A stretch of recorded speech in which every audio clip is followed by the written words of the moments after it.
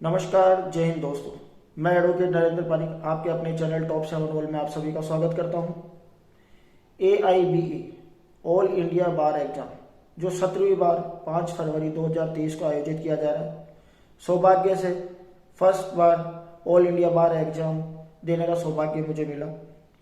इस एग्जाम को आसानी से कैसे क्रैक करें, इसके लिए कुछ आसान ट्रिक्स जो मैं एग्जाम में बैठने जा रहे हैं मेरे भावी अधिवक्ता साथियों के साथ साझा करना चाहता हूँ। ये ओपन बुक एग्जाम है, यानी आप रिलेटेड डायरेक्ट ले जा सकते हैं। यह एक एडवोकेट की फाइंडिंग कैपेसिटी जांचने का एग्जाम है, न कि उसकी नॉलेज जानने का, क्योंकि LLB में आपकी नॉलेज तो ऑलरेडी जांची गई है। इसमें तो सिर्फ आपकी फाइंडिंग कैपेसिटी जांच रहे हैं, जिसमें आप कितनी जल्दी किसी रिलेटेड जजमेंट को या सेक्शन में कहे प्रावधान को ढूंढ सकते हैं। तो इसके कुछ आसान ट्रिक्स जो मैं आपके साथ साझा कर रहा हूं।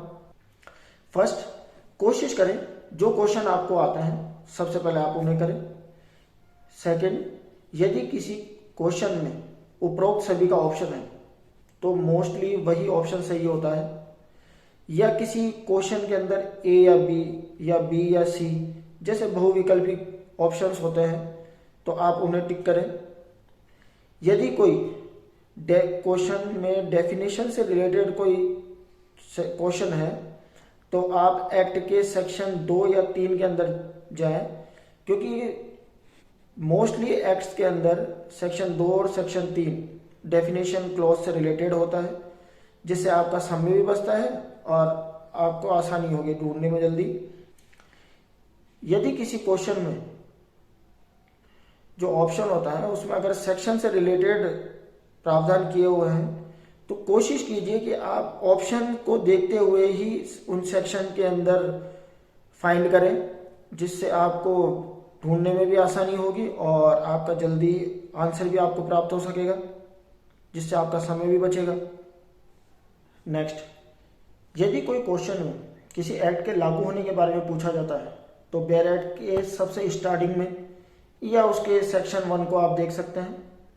नेक्स्ट, सबसे पहले माइनर एक्ट के क्वेश्चनों को करें, क्योंकि इसमें कम सेक्शन होते हैं, कम प्रावधान होते हैं, जिससे आसानी से इन्हें ढूंढा जा सकता है कंपेरेटिवली CRPC या IPC जिसके अंदर 484 या 511 सेक्शंस होते हैं। और सबसे कोशिश कीजिए कि एक्ट के इंडेक्स का ज़्यादा से ज़्यादा उपयोग करें, क्योंकि इंडेक्स से आप जल्दी किसी क्वेश्चन का आंसर ढूंढ सकते हैं। तथा CRPC IPC जैसे बड़े एक्ट को ढूंढने के लिए आप रिलेटेड चैप्टर को ढूंढें, न कि रिलेटेड सेक्शंस को, क्योंकि सेक्शन बहुत ज़्यादा रहेंगे और चैप्टर वाइज आप उन्हें आसानी से डिफाइन कर सकते हैं या कोडिफाई कर सकते हैं आप उन्हें। जैसे फॉर एग्जाम्पल, अगर आप गिरफ्तारी से संबंधित कोई प्रावधान ढूंढ रहे हैं तो आप मतलब सभी सेक्शन ना देख के चैप्टर उसके अंदर देखें कि गिरफ्तारी से रिलेटेड कौन सा चैप्टर है, फिर उस चैप्टर के अंदर आप रिलेटेड सेक्शंस को फाइंड करें, जिससे आपका समय भी बचेगा। और कोशिश कीजिए कि जो इंडेक्स होता है उसके अंदर जो पेज नंबर होता है उनका भी आप सहारा लें, क्योंकि उससे आप जल्दी से जल्दी अपने जो सेक्शंस हैं या उनसे रिलेटेड प्रावधान है उनको जल्दी से जल्दी पेज नंबर के हिसाब से आप जल्दी से ढूंढ सकते हैं उन्हें। नेक्स्ट, इसमें केवल पासिंग मार्क्स लाना जरूरी होता है। ये एग्जाम ये नहीं है कि आप कितने ज़्यादा काबिल हैं या आपके मार्क्स शो हो रहे हैं कि आपने भाई सबसे मैक्सिमम मार्क्स प्राप्त किए हैं। इसमें सिर्फ पासिंग मार्क्स आवश्यक है।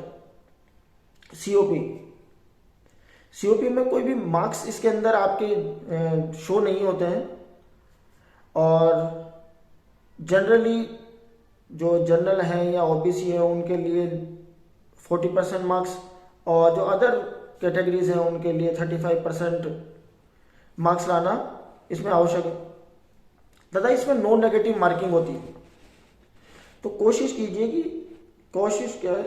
आप पूरे के पूरे क्वेश्चनों को अटेम्प्ट कीजिए और OMR शीट को बिल्कुल भी खाली ना छोड़ें, क्योंकि नेगेटिव मार्किंग तो बिल्कुल है ही नहीं। और लास्ट में मैं आपसे एक और चीज़ कहना चाहूँगा, जब आपके सारे क्वेश्चन हो जाए ये आपको जितने क्वेश्चन आते हैं आप उनको कर लेते हैं, और उनके अलावा भी अगर कुछ क्वेश्चंस बच जाते हैं तो आप लास्ट के अंदर आप अपनी OMR शीट चेक कीजिए और उसके अंदर एज एग्रीगेट देखिए कि A, B, C या D कौन सा ऑप्शन सबसे ज़्यादा आपको मिल रहा है। आप वही ऑप्शन आप अपने बचे हुए सारे सेक्शनों के अंदर लगाइए। और वैसे मोस्टली देखा गया है कि B और C जो ऑप्शंस होते हैं वो मोस्टली ज़्यादातर इसके अंदर सही माने जाते हैं, या उनके क्वेश्चंस के आंसर ज़्यादातर B या C होते हैं। तो कोशिश कीजिए अगर या B या C लगा सकते हैं, या आप ये अपने अनुसार, पर आप जो भी ऑप्शन लगाएं वो एक ही लगाइए, जिससे क्या है ज़्यादा से ज़्यादा संभावना ये बनेगी कि आपके क्वेश्चन सही हो सके। और मेरी यही आशा है कि आप मेरे सभी जो भावी अधिवक्ता साथी हैं वो अपना जो एग्ज़ाम है बहुत अच्छे से दें और सभी पास हो, क्योंकि नंबरों का इसके अंदर कोई ऐसा इशू है ही नहीं। एंड लास्ट में बेस्ट ऑफ लक। धन्यवाद।